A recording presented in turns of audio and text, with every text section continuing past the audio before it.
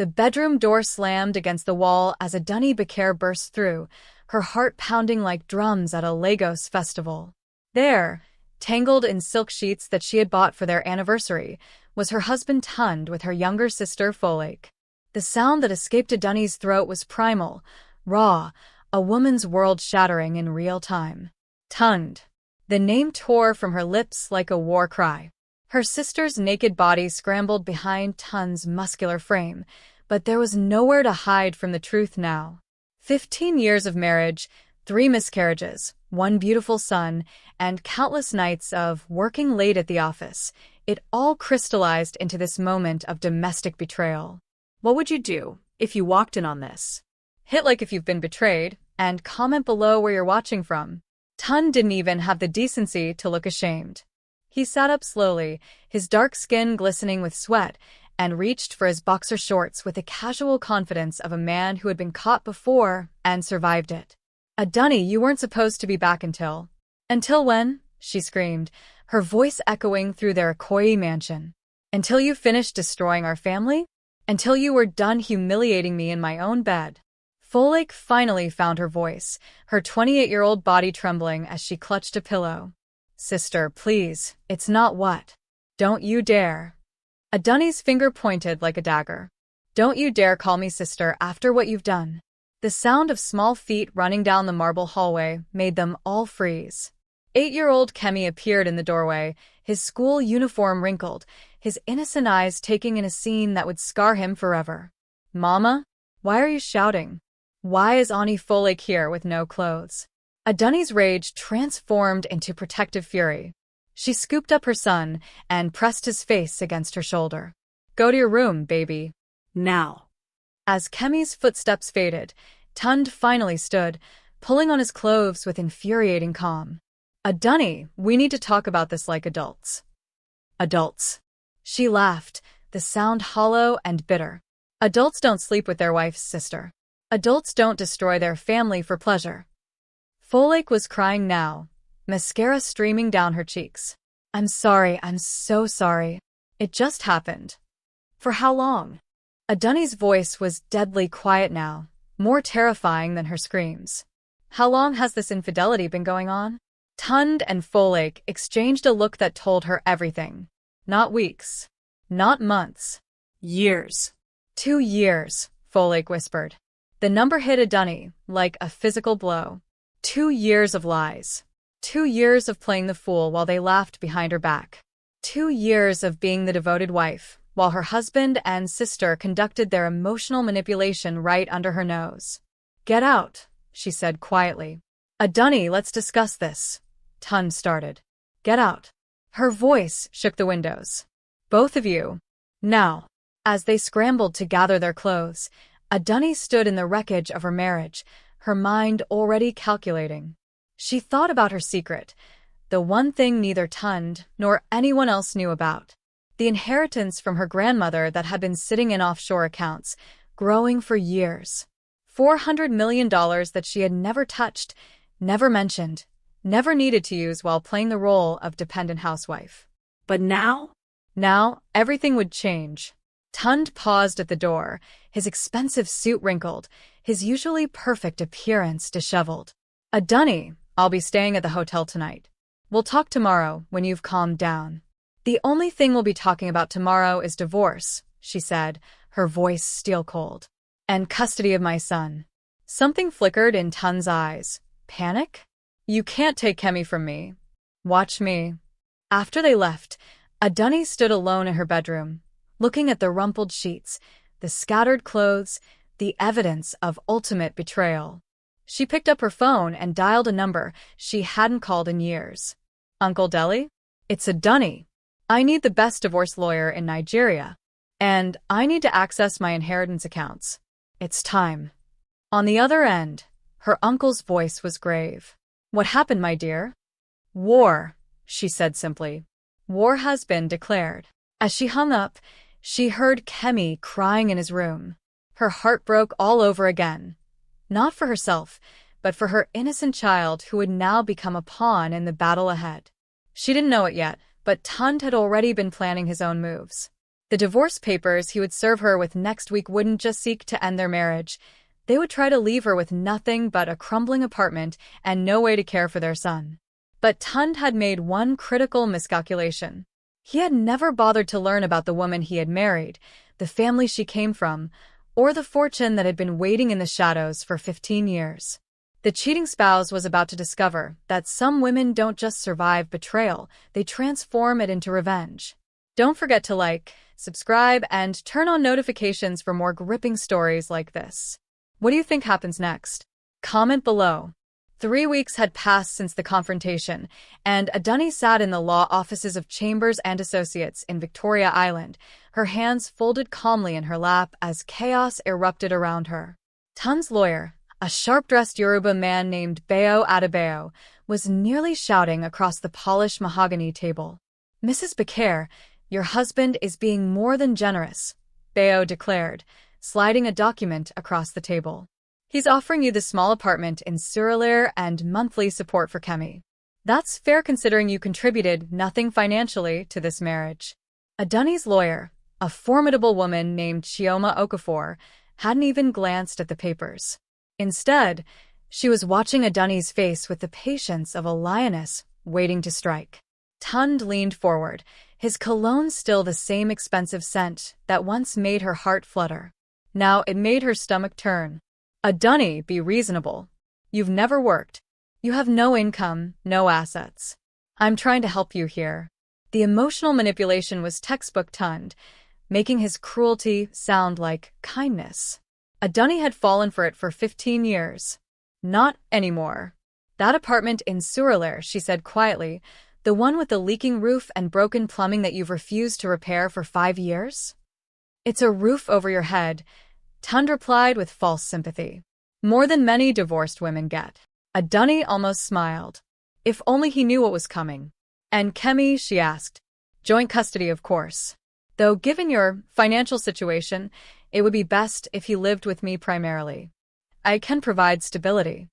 The threat was clear: agree to his terms or lose her son. It was a power play designed to crush any resistance. Adunni had seen this strategy before, leaving women with nothing so they'd accept crumbs gratefully. "Mrs. Bakare," Bayo continued, "your husband is also willing to overlook the fact that you destroyed property during your emotional outburst. The broken vases, the scratched car." "I never touched his car," Adunni interrupted. Tund's jaw tightened. "The security footage shows." "Shows what?" Chioma finally spoke, her voice cutting through the room like a blade. "Because I've seen that footage. Very interesting what it doesn't show." For the first time, uncertainty flickered across Tund's face. Adunni watched her husband, soon-to-be ex-husband, and saw him clearly for perhaps the first time. The way he commanded every room, expected every person to bend to his will. The way he'd trained her to be grateful for the bare minimum while he took everything. "Tund," she said softly, "do you remember what you said to me on our wedding day?" His expression softened slightly, perhaps remembering happier times. "I said many things. You said you'd love me forever. You said I was your heart, your soul, your everything." Her voice remained steady, conversational. "You also said you'd never lie to me." "Adunni." "But that was 15 years ago. Before you learned that lying was easier than loving. Before you decided that my sister was more interesting than your wife." The room fell silent. Bayo shuffled his papers uncomfortably. "I want to show you something," Adunni continued, pulling out her phone. She scrolled to a photo and slid it across the table. Tund's face went white.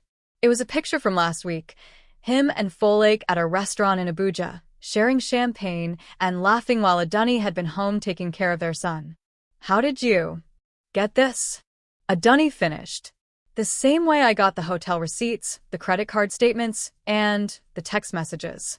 Did you really think I spent 15 years as your wife without learning how to find things out?" Tund's lawyer was frantically taking notes now, realizing his client had been far from truthful about the scope of the affair. "Those are private." "Nothing's private in divorce proceedings," Chioma interjected smoothly. "Especially when adultery is involved. And especially when there are financial improprieties." What financial improprieties? Bayo demanded. Chioma smiled like a shark scenting blood. The restaurant bills charged to company accounts. The hotel rooms paid for with marital funds. The expensive jewelry purchases, none of which went to my client. Should I continue? Adunni watched Tund realize that his perfect plan was unraveling. The confident man who had walked into this office an hour ago was now sweating through his expensive shirt. Furthermore, Chioma continued, we'll be seeking full custody of the minor child, Kemi Bakir. On what grounds? Bayo shot back. Adultery, financial misconduct, and abandonment. Chioma's voice was steady as a judge's gavel. My client has documentation showing that Mr. Bakir has been planning to leave his wife and child in substandard housing while he maintains his lifestyle with his new partner. That's not abandonment. A leaking roof, broken plumbing, no heating system, and a neighborhood with a documented crime problem? Chioma raised an eyebrow. I think any judge would consider that abandonment. Adunni watched Tund's face cycle through emotions: anger, fear, confusion, and finally, desperation. Adunni, he said, dropping the formal tone. We can work this out. We don't need lawyers. We can be reasonable. For a moment, she almost felt sorry for him. Almost. Then she remembered Folake's naked body in their bed, remembered her son's tears, remembered 15 years of being made to feel grateful for scraps. I was reasonable for 15 years, she said quietly. I was understanding when you worked late. I was patient when you forgot anniversaries. I was forgiving when you stopped touching me, stopped talking to me, stopped seeing me as anything more than a convenient housekeeper. She stood up, gathering her purse with the same calm grace she'd maintained throughout the meeting. But I'm done being reasonable. As she reached the door, Tund called out desperately, Adunni, you can't survive without me. You have nothing. No job, no money, no skills. She turned back one final time, and for the first time in the meeting, she smiled. That's where you're wrong, she said quietly. I have everything I need. What Tund didn't know was that in her purse, Adunni carried a bank statement showing a balance that would make his successful construction company look like pocket change. What he didn't know was that she had spent the last 3 weeks not just gathering evidence of his infidelity, but also liquidating investments and preparing for war. What he didn't know was that the abandoned wife he planned to leave in a ruined apartment was about to become the wealthiest woman in Lagos. And she was just getting started. Don't miss what happens next. What do you think Adunni's next move will be? Let us know in the comments. The rain hammered against the cracked windows of the Suralere apartment as Adunni stood in the doorway, Kemi's small hand clutched tightly in hers. The smell of mold and damp concrete filled her nostrils, and she could hear water dripping somewhere in the darkness beyond. Mama, it's scary here, Kemi whispered, pressing closer to her side. This was Tund's idea of shelter for his wife and son. The apartment he'd generously provided had no electricity, no running water, and holes in the ceiling that let in the Lagos rain. It was a calculated cruelty designed to break her spirit, to force her to come crawling back begging for mercy. 3 months had passed since the divorce was finalized. 3 months since Tund had celebrated his victory, convinced he'd left Adunni with nothing while he moved Folake into their Ikoyi mansion. 3 months of playing the role of the desperate, abandoned wife. But as Adunni stood in that ruined apartment, her phone buzzed with a message that made her smile in the darkness. Transfer complete. $400 million now available in Lagos accounts. Ready to proceed. Uncle Deli. Don't worry, baby, she whispered to Kemi, stroking his hair. We won't be staying here long. The next morning, while Tund was likely waking up in silk sheets with Folake, Adunni was sitting in a glass-walled office in Victoria Island, signing papers that would change everything. Mrs. Bakir, said the bank manager, a distinguished Igbo man named Mr. Okonkwo, this is the largest single investment we've seen in Nigeria this year. Are you certain about these purchases? Adunni looked at the documents spread before her. Ownership papers for 3 luxury hotels in Lagos, 2 shopping centers in Abuja, and a construction company that had been struggling since the economic downturn. The same construction company that had been underbidding Tund's contracts for months. I'm certain, she said, signing her name with steady strokes. And the media company? That too. She was buying the radio station and newspaper that had covered society weddings for decades, including hers and Tun's. They would prove useful for what came next. The real estate acquisitions? Adunni paused, thinking of Tun's arrogant assumption that she knew nothing about business. He'd spent 15 years dismissing her questions about his work, treating her like a pretty decoration who couldn't understand man's business. All of them, she confirmed, especially the shopping center where his company has their main offices. Mr. Okonkwo's eyebrows rose. You'll be his landlord. I'll be more than that. By noon, Adunni owned enough of Lagos to shift the economic landscape. By evening, she was making phone calls to architects, contractors, and designers.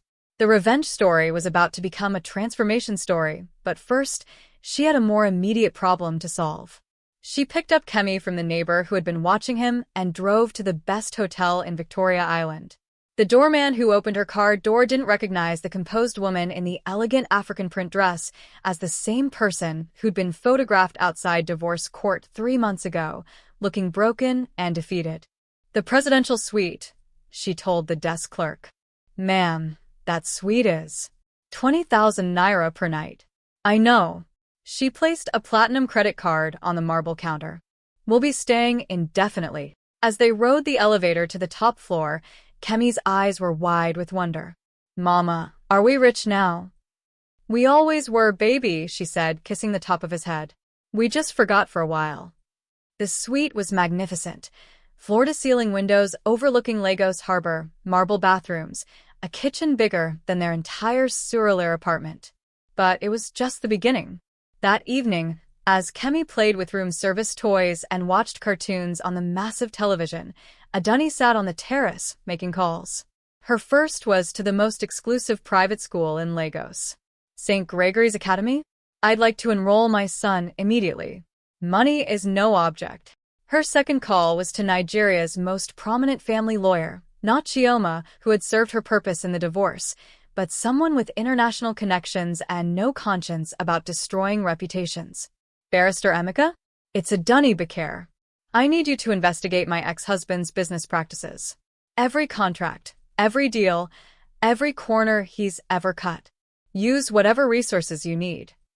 Her third call was to a private investigator who specialized in corporate espionage. I need to know everything about Tun Bakare's company. Financial records, employee complaints, safety violations, tax irregularities. And I need to know about his relationship with my sister. Where they go, what they do, who they talk to. The pieces were falling into place, but Adunni's biggest surprise came from an unexpected source. As she sat reviewing financial documents later that night, her phone rang. Adunni. The voice was shaky, feminine, and painfully familiar. Folake. I need to talk to you. Can we meet? Adunni's first instinct was to hang up. Her sister had betrayed her in the most intimate way possible. But something in Folake's voice, fear, regret, made her pause. Why would I want to talk to you? Because Tund is not who you think he is. Because I made a terrible mistake. And because Folake's voice broke. Because he's threatening to destroy both of us if I don't do exactly what he says. The line went quiet except for Folake's ragged breathing. What are you talking about? Adunni demanded. The photos, Adunni. The ones from when you caught us. He has more photos. Private ones. He's been taking them without my knowledge, and he's threatening to release them if I try to leave him or if I contact you. Adunni felt her blood turn to ice. What photos? Videos, too. Of me, of us, things I didn't know he was recording. He says he'll send them to my job, to our family, to everyone we know unless I keep playing the happy girlfriend. The emotional manipulation had evolved into something darker. Tund wasn't just a cheating husband. He was a predator who collected leverage over women. Folake, where are you right now? At the mansion. But he's not here. He's at some business dinner. Adunni, I'm scared. I think he's been doing this to other women too. I found things in his office. What things? Photos. Files. Names of women, dates, locations. It's like he's been collecting trophies. Adunni's mind raced. If Tund had been systematically exploiting women, documenting it, using it for control, this changed everything. "Stay where you are," she said firmly. "I'm coming to get you. You can't come here. If he finds out, he won't find out." And Folklore. A Dunny's voice was steel.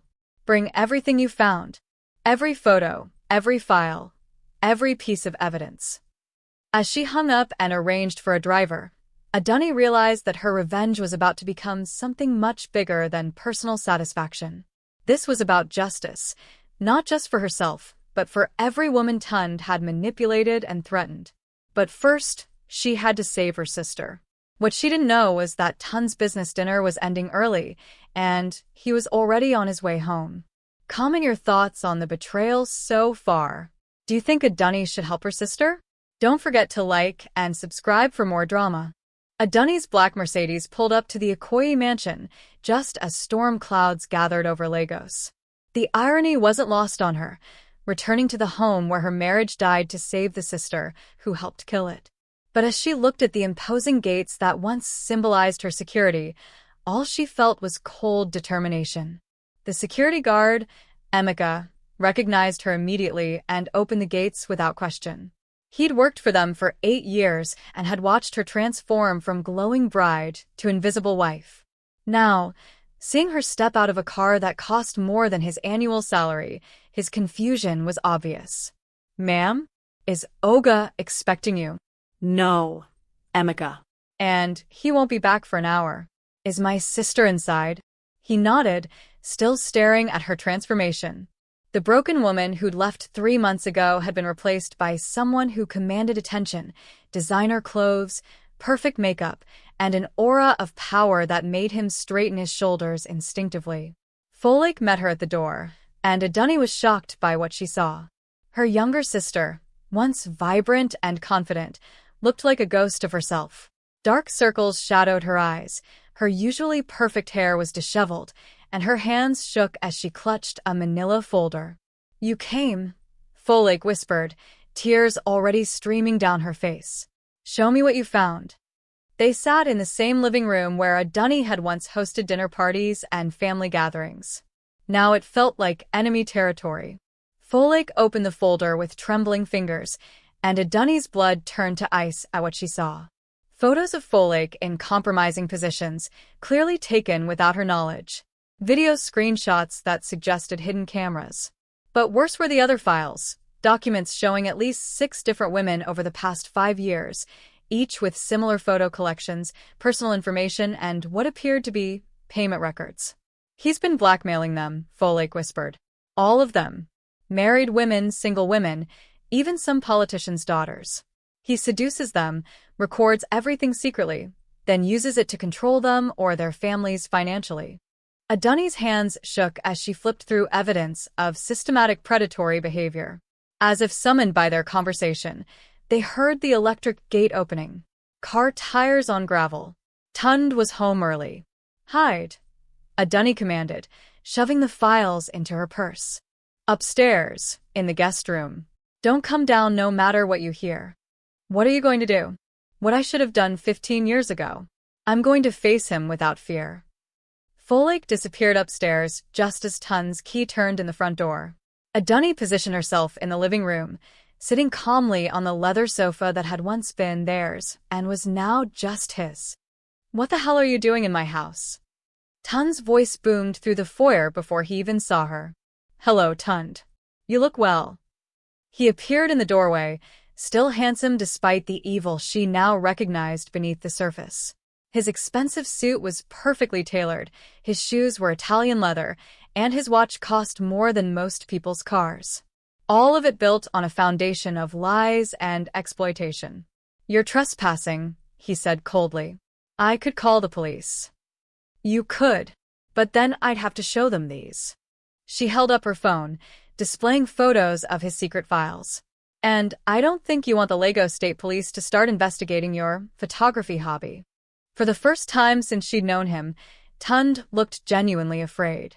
"I don't know what you're talking about." 6 women, Tund. "At least 6 that I found in 20 minutes. How many more are there? How many women have you destroyed for your own gain?" He moved closer, and she recognized the intimidation tactic that had worked for years. Looming over her, using his physical presence to make her feel small and powerless. But the woman sitting in this living room wasn't the same person who used to shrink from his anger. "You always were too curious for your own good," he said menacingly. "Some secrets are dangerous to know." Is that a threat? It's advice.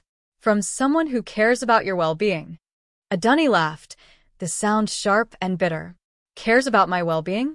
Like when you cared enough to leave me and your son in a moldy apartment with no electricity. You could have come back anytime. All you had to do was ask nicely. The casual cruelty of it, the assumption that she would eventually crawl back, broken and grateful, ignited something fierce inside her. "Where's Folklore?" he asked suddenly, looking around the room. "Why?" "Need to take more secret photos."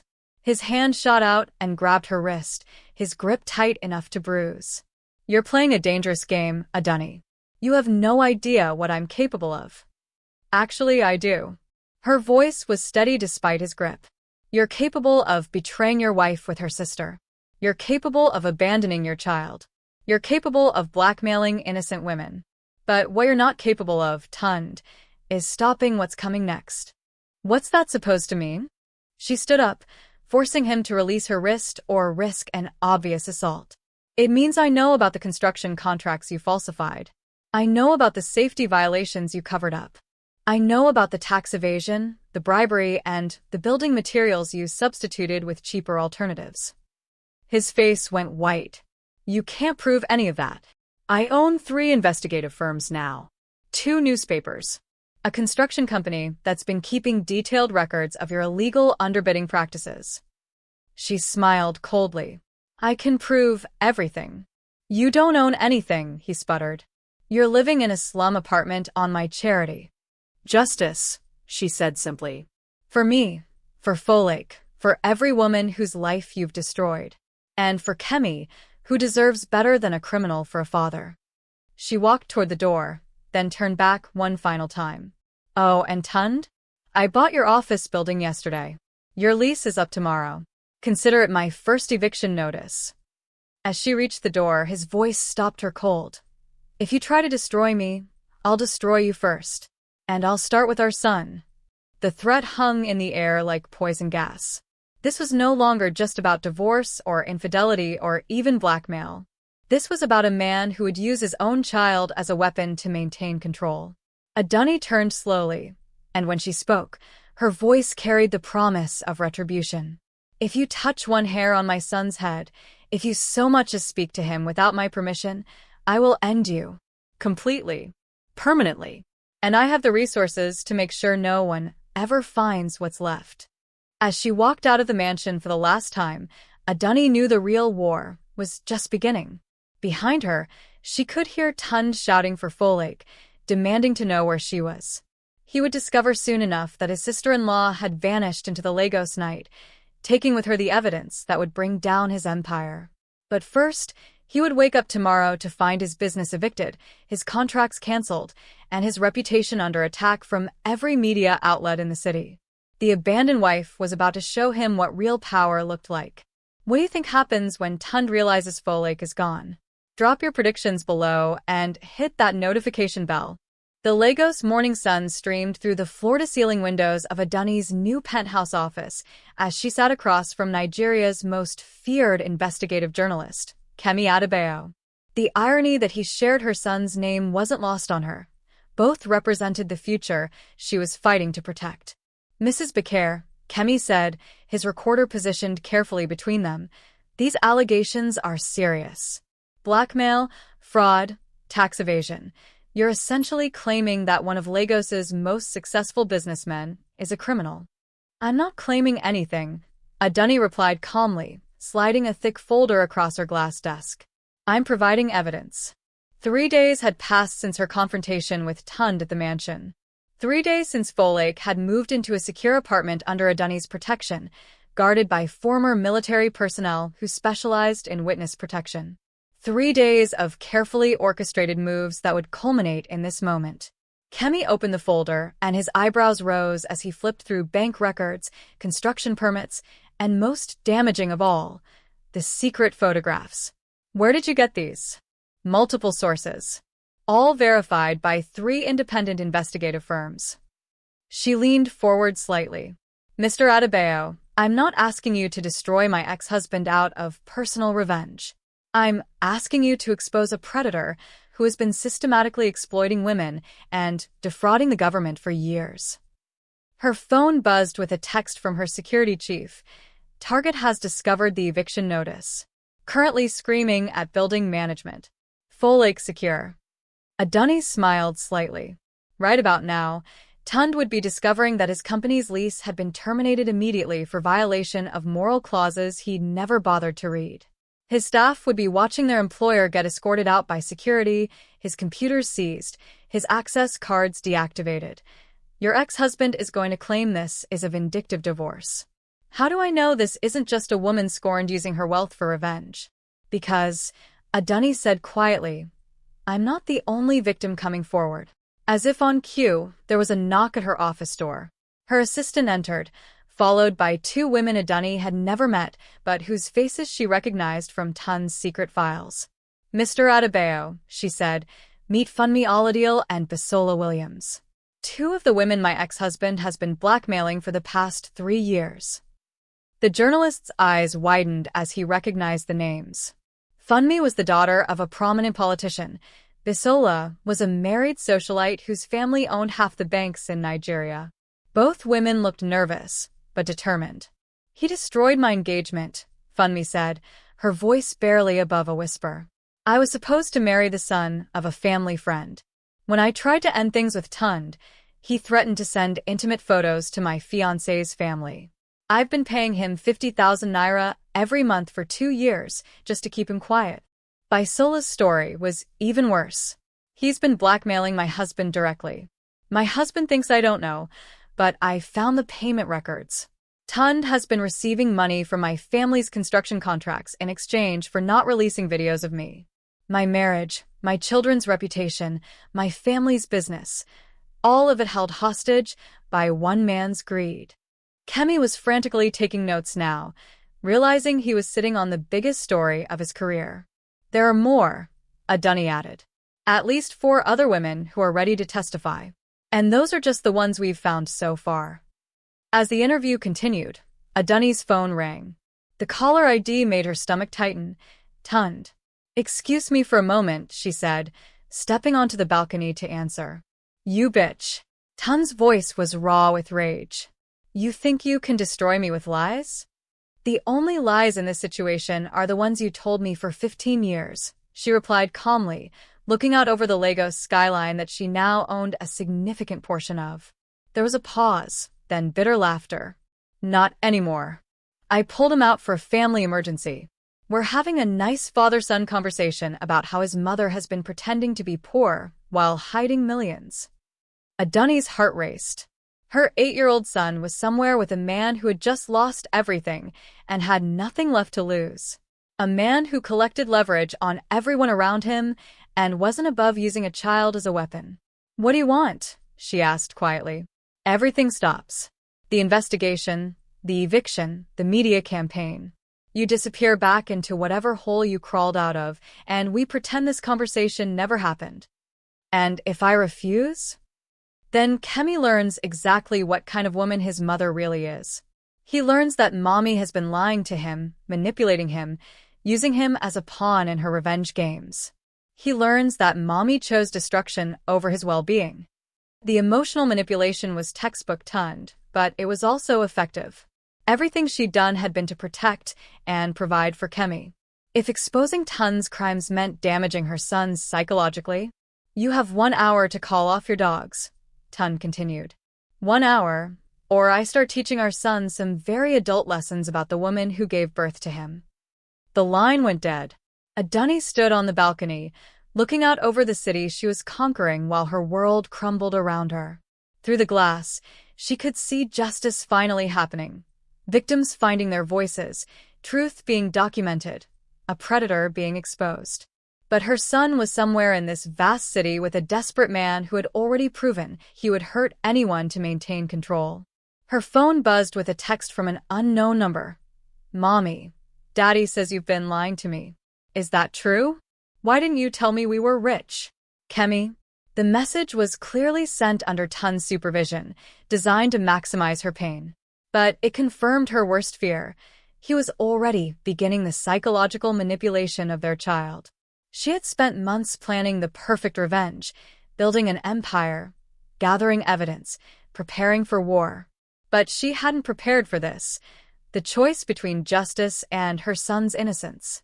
As she watched Lagos traffic crawl through the streets below, Adunni realized that Tund had just played his final card.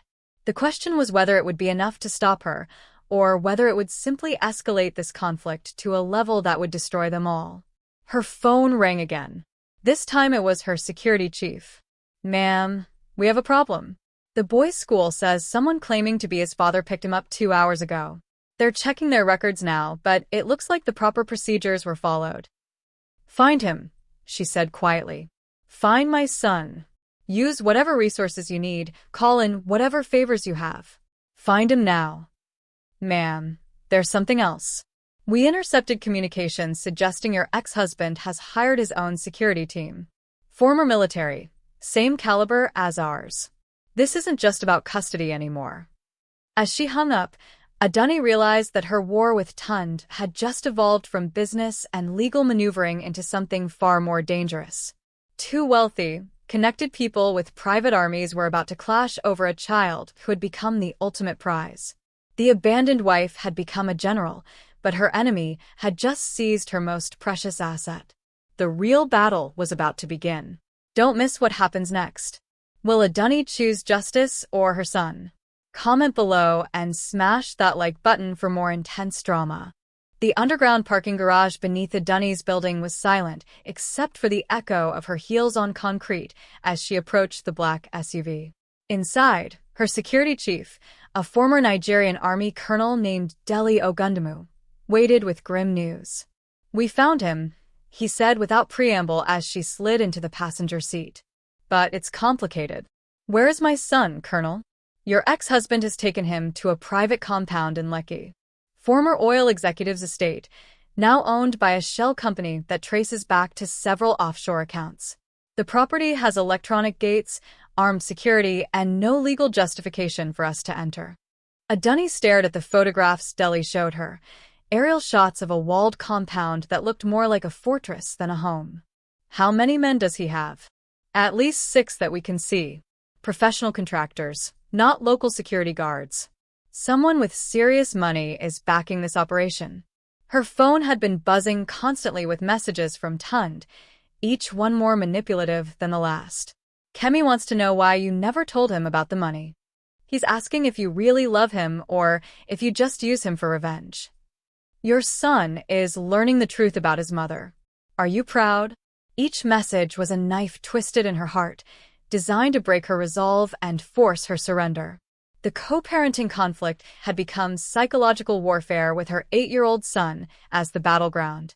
Ma'am, Dele continued, we could extract the boy, but not without risk.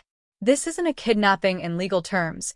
He's the child's father exercising custody rights, even if the circumstances are questionable. What are you suggesting? That you consider negotiation. Your ex-husband wants this media investigation stopped. He wants his business reputation restored. He wants you to disappear quietly. In exchange, he returns the child unharmed. Adunni closed her eyes, feeling the weight of an impossible choice. In her purse was evidence that would destroy Tund forever, documents that would send him to prison, free his victims, and serve justice to a predator who had hurt countless women. But using that evidence might cost her the thing she loved most in the world. There's something else, Dele said quietly. We intercepted a phone call between your ex-husband and someone in Abuja. It sounds like he's been feeding information to certain government officials about your sudden wealth acquisition. They're suggesting a tax investigation, maybe even freezing your accounts pending a corruption inquiry. The full scope of Tund's strategy became clear. He wasn't just holding Kemi hostage. He was systematically attacking every source of her power. Her money, her media connections, her legal standing, all of it under assault while she was emotionally crippled by fear for her son. He's good, she admitted grudgingly. Evil, but strategically brilliant. What are your orders, ma'am?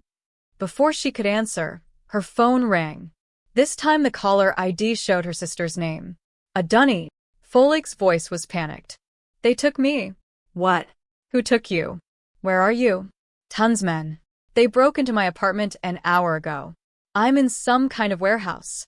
They said. The line went dead. Deli was already on his radio, barking orders to his team. All units, we have a second abduction. Trace the last known location of the sister. Move now. Adunni felt her carefully constructed world collapsing. Tund had escalated beyond custody disputes and media manipulation. He was now actively kidnapping people, using violence to maintain control. The man she had once loved had become a monster willing to destroy anyone who stood in his way. Her phone buzzed with a text from Tund. Your sister is safe. For now.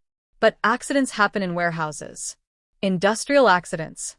Very tragic.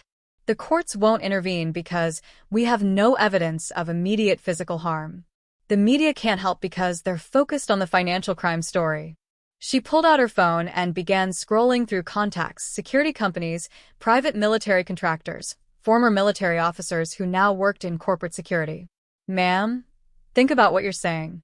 If we assault that compound, people will get hurt, maybe killed. Your ex-husband, his security team, potentially innocent bystanders. Are you prepared for those consequences? Adunni thought about Kemi, 8 years old and terrified, being used as a human shield by his own father. She thought about Folklake, who had made mistakes but didn't deserve to be tortured for trying to help. She thought about the other women Tund had victimized, and the ones he would victimize in the future if he wasn't stopped.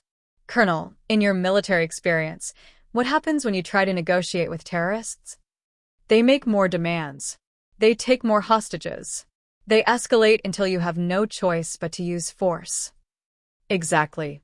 She put her phone away and looked directly at him. Tund crossed a line when he took my son. He declared war when he took my sister. Now he's going to learn that some enemies are more dangerous than he calculated. Her phone rang again. This time she answered immediately. Adunni. Tund's voice was different now, calmer, more confident. I assume you've discovered that Folklake is my guest as well. What do you want? A public press conference. Tomorrow morning. You announced that the investigation into my business was based on fabricated evidence created by a bitter ex-wife. You apologize for the damage to my reputation. You dissolve your media companies and transfer your assets to a trust that I control to ensure you never use wealth as a weapon again. And in exchange, your son and sister are returned to you unharmed. You get to disappear quietly into whatever life you want to build. Everyone wins. Everyone except the women you've been blackmailing. Everyone except the people you've defrauded. Everyone except the victims who finally found the courage to speak out. Collateral damage, he said dismissively. The cost of doing business. The casual way he dismissed human suffering reminded Adunni why she had started this war in the first place. Tund wasn't just a cheating husband or even a criminal businessman. He was a predator who viewed other people as resources to be consumed. I need time to consider your offer, she said. You have until sunrise. After that, I start making permanent decisions about your family's future. The threat was clear. Comply or watch the people she loved disappear forever. As she hung up, Adunni realized that all her wealth, all her careful planning, all her legal maneuvering had been rendered meaningless by a desperate man with nothing left to lose. The revenge story had become a rescue mission, and the stakes had never been higher. Colonel, she said quietly, I need you to contact every military contractor in West Africa. I need mercenaries, extraction specialists, and people who don't ask questions about collateral damage. Ma'am, my ex-husband wants to play with violence? Then we'll show him what real violence looks like. As Lagos settled into evening around them, Adunni began planning an operation that would either save her family or destroy them all. The abandoned wife had become something far more dangerous, a mother with unlimited resources and nothing left to lose. The final battle was about to begin, and only one side would survive it intact. What do you think Adunni should do? Choose her family or choose justice? Let us know in the comments, and don't forget to subscribe for the epic conclusion. The war room Adunni had assembled in her penthouse looked like something from a military thriller. Maps of Lagos covered every wall. Photographs of the Lekki compound were spread across conference tables, and computer screens displayed real-time surveillance feeds. Around the table sat Nigeria's most dangerous men, former military officers, corporate security specialists, and one woman whose reputation made grown men nervous. "Mrs. Bakare," said Captain Amina Yusuf, formerly of the Nigerian Army's Special Forces, now running the most exclusive private security firm in West Africa. "What you're proposing is essentially a military operation on Nigerian soil against Nigerian citizens. The legal ramifications alone will be my problem," Adunni interrupted. "Your only concern is getting my son and sister out alive." It was 3 a.m., 4 hours until Tun's deadline. 4 hours to plan an assault that would either end this nightmare or escalate it into something that would destroy them all. Colonel Deli spread architectural plans across the table. "We've identified 3 possible entry points. The compound has motion sensors, but they're focused outward. They're not expecting an attack from someone with military-grade equipment." "How many hostiles?" Captain Amina asked. "At least 8 confirmed. Possibly more inside the main building. They're well-armed and positioned defensively, but they're contractors, not soldiers. They'll break under coordinated pressure." Adunni stared at the photographs of her son and sister's prison, her mind calculating the cost of what she was about to authorize. In 12 hours, she had transformed from a woman seeking justice through legal means into someone planning a private war in one of Africa's largest cities. Her phone buzzed with another message from Tund. 3 hours, Adunni. "I hope you're preparing your press conference. Kemi is asking for his mother." The psychological warfare continued, each message designed to break her resolve. But instead of weakening her, the constant manipulation was hardening something inside her, a cold fury that had been building for months. "There's something else," Colonel Deli said quietly. "We intercepted communications between your ex-husband and some very dangerous people. It appears he's been funding this operation through connections with international arms dealers. This isn't just about business fraud anymore. He's involved with people who traffic in violence for profit." Captain Amina whistled low. "That changes the tactical situation significantly. If he's working with international criminals, they'll have resources we haven't accounted for." "What kind of resources?" Adunni asked. "The kind that could make this situation disappear permanently, along with everyone involved," Deli replied grimly. "Ma'am, I need to ask directly. Are you prepared for the possibility that this rescue operation could result in casualties?" "On both sides." Adunni looked around the room at the faces of professionals who had spent their careers in situations where lives hung in the balance. These weren't people who asked such questions lightly. "Captain Yusuf," she said quietly, "in your military experience, what happens to hostages when their captors realize they're about to be captured?" "Honestly, it depends on the captor's psychology. Professionals usually surrender when they realize they're outgunned. Desperate amateurs often make catastrophically bad decisions." "And which category does my ex-husband fall into?"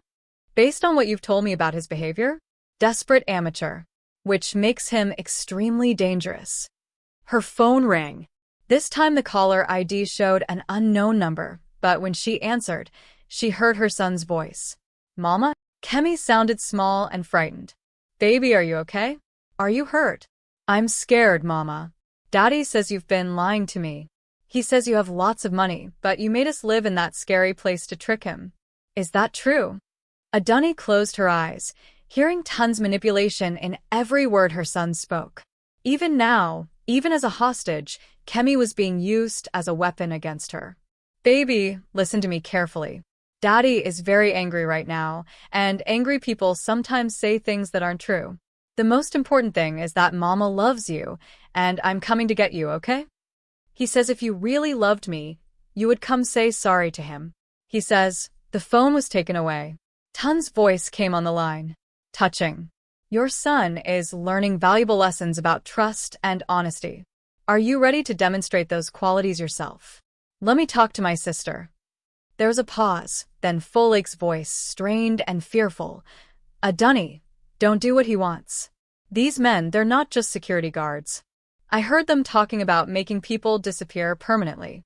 This isn't about custody or business anymore." The line went dead again. Around the table, the assembled professionals waited for her decision. Outside the windows, Lagos was beginning to wake up. Early morning traffic, street vendors setting up, the normal rhythm of a city that had no idea a private war was about to erupt in its suburbs. "Gentlemen, ladies," Dunny said finally, "I hired you because you're the best at what you do. I'm paying you more than most governments can afford because I need you to do something that governments can't do: retrieve my family from a criminal who has put them in mortal danger." She stood up, looking at each person around the table. "But I need to know, can you guarantee their safety? Can you promise me that my son and sister will walk out of this alive?" Captain Amina answered honestly, "No one can guarantee that in a tactical situation like this. But I can promise you that if we don't act, their chances get worse with every hour. Desperate people make increasingly desperate decisions. And if we do act, then we control the timeline and the tactics. We become the hunters instead of the hunted." Dunny thought about the little girl she had once been, growing up in a family that taught her to be grateful for whatever scraps men were willing to give her. She thought about the young woman who had married for love and spent 15 years apologizing for wanting more. She thought about the abandoned wife who had discovered that sometimes the only way to protect what you love is to become something you never wanted to be. "Authorization code Omega 77, she said quietly. Colonel Deli's eyes widened. "Ma'am, that's a lethal force authorization." "I know what it is. Ma'am, once we execute under those parameters, there's no going back. Lives will be lost. The political ramifications will be handled," she finished. "My ex-husband made one crucial miscalculation. He assumed that because I spent 15 years being victimized, I would always choose to be a victim. He forgot that some people, when pushed far enough, don't just push back." She looked at her watch. 3:47 a.m. They transform into something that can't be stopped. As the team began final preparations for an assault that would either end in rescue or tragedy, Dunny's phone buzzed with one final message from Tund. "Final warning. Press conference at 6 a.m. or consequences become permanent. Choose wisely." But he had misunderstood her choice entirely. She wasn't choosing between justice and family, between revenge and mercy, between victory and defeat. She was choosing war, and she intended to win it. The stakes have never been higher. Will the rescue mission succeed? Find out in our next chapter. Hit that subscribe button now so you don't miss the explosive conclusion. The convoy of black SUVs moved through Lagos's pre-dawn streets like shadows, their occupants armed and ready for what Captain Amina had designated a high-risk extraction operation. In the lead vehicle, Dunny sat in tactical gear that felt foreign against her skin, watching the city she had conquered in business prepare to become a battlefield. "ETA, 5 minutes. Colonel Deli's voice crackled through her earpiece. "All teams in position. Remember, priority 1 is civilian safety. The woman and child come out unharmed. Priority 2 is neutralizing threats. Priority 3 is preserving evidence for legal proceedings." Through her headset, Dunny could hear the coordinated movement of 12 highly trained operatives who had materialized from Nigeria's shadow military network. Men and women who had fought in conflicts across West Africa, now focused on a suburban compound where her family was being held by a desperate criminal. Her phone buzzed. Another message from Tund. "I can see vehicles approaching. If this is what I think it is, you've just signed your family's death warrant." The threat made her blood run cold, but there was no turning back now. In 30 minutes, the media would be gathering for the press conference he had demanded, the public disgrace and surrender that would allow him to escape consequences for his crimes. Instead, they would witness the end of Tund Baker's reign of terror. Overwatch reports movement inside the compound. Came a voice through her earpiece. Multiple heat signatures in the main building. Targets appeared to be consolidating in the central structure. "Bad news," Colonel Deli muttered. "They're moving the hostages to a more defensible position." Captain Amina's voice cut through the chatter. All teams, this is Alpha. We have a fluid tactical situation. Hostiles are aware of our presence and repositioning. Execute Protocol 7, dynamic entry, all access points simultaneously. Adunni watched through night vision scopes as her private army spread across the compound perimeter. 15 years of marriage to Tund had taught her that he was calculating but not brave, strategic but not capable of real violence himself. But the men he had hired were professionals who sold violence for a living. Movement on the west wall, someone reported. Armed individual with automatic weapons. The radio chatter intensified as teams reported positions, threats, and obstacles. What had been planned as a surgical extraction was becoming something that sounded increasingly like a combat operation. Then she heard the sound that stopped her heart.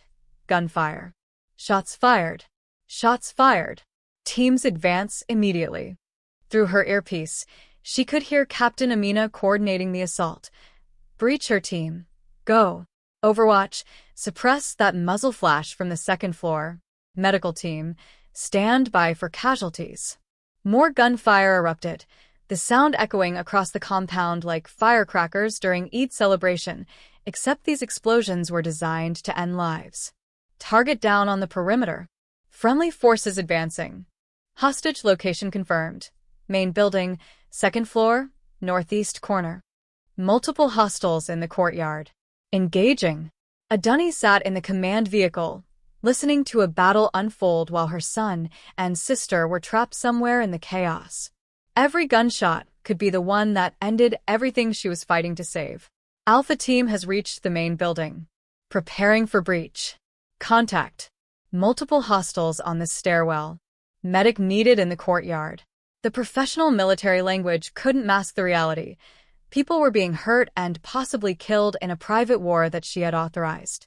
The abandoned wife seeking justice had become a general commanding troops in a battle that would have consequences far beyond this night. Hostages located. Repeat, hostages located. Through her earpiece came a voice she hadn't expected.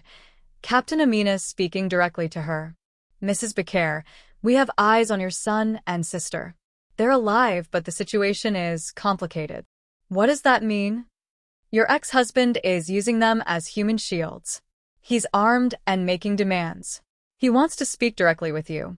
Let me talk to Kemi. Mama. Her son's voice was terrified, crying. Mama, I'm scared. Tund came back on the line. You have 60 seconds to order your mercenaries to retreat, or I start shooting hostages. Beginning with your sister.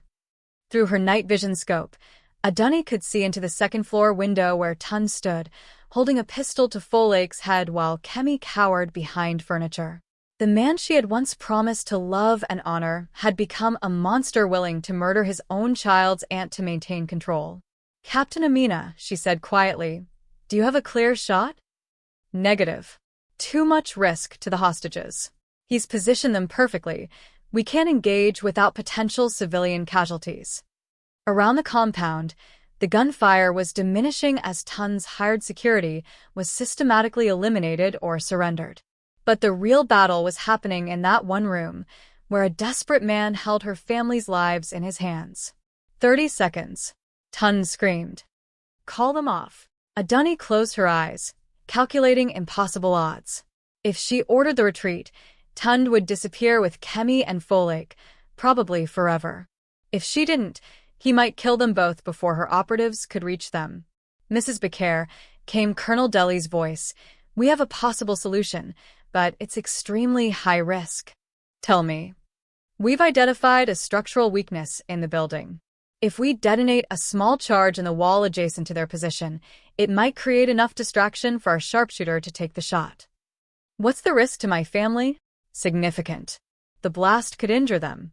The falling debris could be fatal. And if our timing is off by even a second, 10 seconds.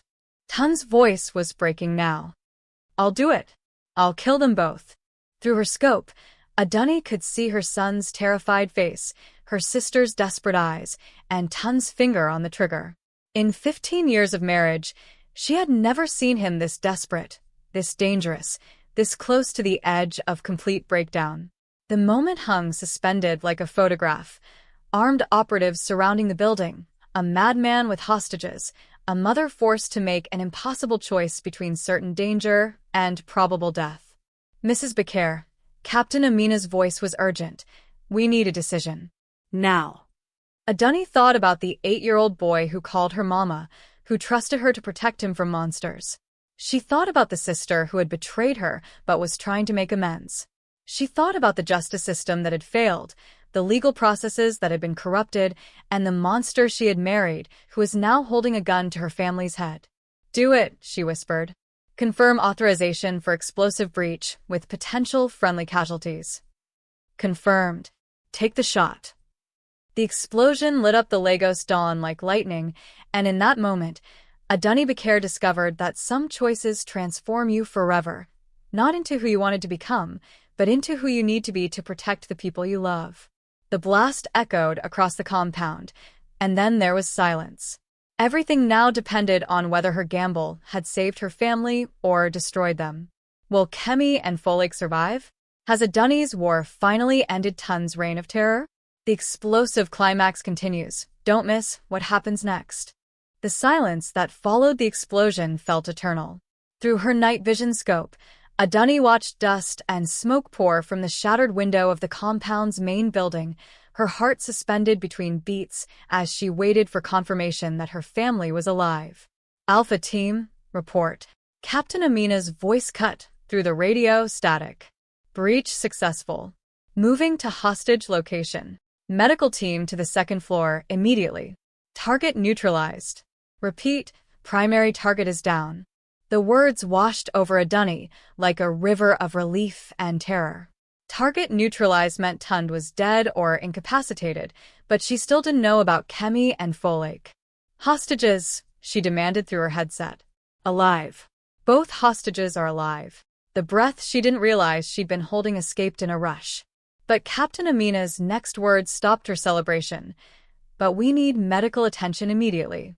The boy has debris injuries, and the woman appears to be in shock. Adunni was out of the command vehicle and running toward the compound before Colonel Deli could stop her. The tactical vest felt heavy as she sprinted through the breach her operatives had created, past the bodies of Tun's security team, upstairs littered with plaster and broken glass. The second floor was a war zone. The explosion had blown out an entire wall section, and emergency lighting cast eerie shadows across the destruction. In the middle of it all, she saw them. Kemi, conscious but crying, his school uniform torn and bloodied, being examined by a medic who was checking for serious injuries. And Folklore, sitting against a wall in catatonic silence, staring at something only she could see. Mama. Kemi reached for her with arms that had small cuts from flying glass but appeared otherwise functional. I'm here, baby. Mama's here. She gathered him carefully, mindful of his injuries, and felt his small body shake with sobs against her chest. I was so scared, he whispered. Daddy was shouting and there were big loud noises, and then the wall exploded and… Shh, she soothed, stroking his hair. It's over now. You're safe. But as she held her son, her eyes found the corner of the room where Tund lay motionless beneath a pile of concrete debris. The explosion had brought down part of the ceiling, and Captain Amina's sharpshooter had used the moment of chaos to take a clean shot. The man who had terrorized so many women, who had used his own child as a human shield, who had built an empire on manipulation and blackmail, was finally still. Ma'am. One of the medics approached carefully. Your son has some cuts and bruises, possible mild concussion from the blast. He needs proper medical evaluation, but his injuries don't appear life-threatening. And my sister? The medic glanced toward Folklore, who hadn't moved or spoken since the rescue team found her. Physical injuries are minor, but she's experiencing severe psychological trauma. She needs immediate psychiatric care. As EMTs loaded Kemi onto a stretcher, he refused to let go of her hand. Adunni looked around the destroyed room and tried to process what had happened. In the space of 6 hours, she had authorized a military assault on Nigerian soil, engaged in a gun battle that left multiple people dead, and essentially declared war on the legal system by taking justice into her own hands. Mrs. Becaire, Colonel Deli appeared at her side, his expression grim. "We need to leave. Now. Lagos State Police are en route, and we need to establish our legal position before they start asking questions." "What about the evidence?" "The files on Tun's other victims. Already secured. We found everything: computers, documents, photographs. Enough to exonerate you and expose his entire operation posthumously." As they moved toward the evacuators, Adunni took one last look at Tun's body. The man who had controlled her life for 15 years, who had made her feel small and grateful and dependent, looked smaller in death than he ever had in life. The monster who had haunted her dreams was just a broken person who had chosen to break others rather than heal himself. But her moment of reflection was interrupted by Captain Amina's urgent voice. "Ma'am, we have a problem. Multiple police units, military vehicles, and what appears to be federal agents converging on our location." Through the shattered windows, Adunni could see the flashing lights of dozens of official vehicles surrounding the compound. Whatever legal protection her wealth had provided was about to be tested against the reality of a private military action that had left bodies scattered across a suburban neighborhood. "Mrs. Becker," Colonel Deli said quietly, "the next few hours are going to determine whether you're viewed as a victim who rescued her family or a wealthy criminal who used private armies to settle personal scores." Her phone, miraculously undamaged in her tactical vest, buzzed with a message from her lawyer. Every major media outlet in Nigeria is reporting on the Lagos compound battle. Story is that wealthy woman hired mercenaries to attack ex-husband. You need to get ahead of this narrative immediately. As they reached the ground floor, Adunni could hear helicopters overhead, news crews drawn by reports of gunfire in one of Lagos's most exclusive neighborhoods. Through the main entrance, she could see camera crews setting up outside the compound's gates. The revenge story that had begun with a cheating husband and a bitter divorce was about to become national news. The abandoned wife who had discovered her own power was now facing the consequences of using that power to its fullest extent.